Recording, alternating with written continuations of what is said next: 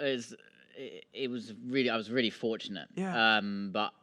I've always loved animals. Yeah. And I've always loved snakes actually, but all animals. And ever since I remember the first time watching a wildlife documentary, and I vividly remember the space where I was sitting on the sofa, and watching this program, a special on National Geographic of anacondas. This guy walking barefoot, catching anacondas for research, and I was like, wow, that's Yeah. just amazing.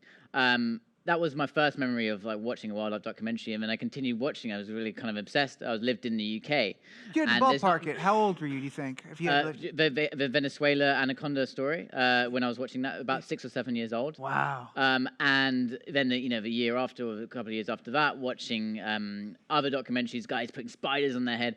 And so this stuff inspired me to learn more about the animals that I was watching. So it was that kind of like excitement factor that gave that passion to me initially. And so, buying books, but I'm in the UK.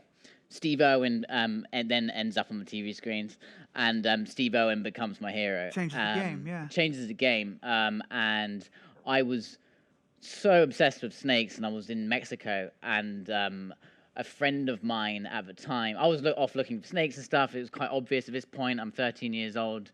That it's a bit crazy that this guy is only 13 and he's spending his time looking in the holes, looking for rattlesnakes. And my friends really bizarrely said that his girlfriend had a photo shoot with Steve, and we're gonna try and see if you can meet touch him. base. Yeah, just like yeah. And I ended up in Australia meeting Steve. And my first question he asked me, he said, "Hey, you like snakes?" And I said, "Yeah, I love snakes." And he said, "Have you got a pet snake?" I said, "Yeah, I've got a pet snake." He said, "Have you been bitten?" And I said, "Yeah." He's like, "Good, okay, fine." And then it was That like was the the past, test, yeah. the test. If you can handle that. Yeah, that was the test. And he then said, "Why don't you come back in your school holidays? You seem really passionate about reptiles. Come here and work in the reptile department." And so he gave me that opportunity at a really young age to learn how to handle reptiles and work with them.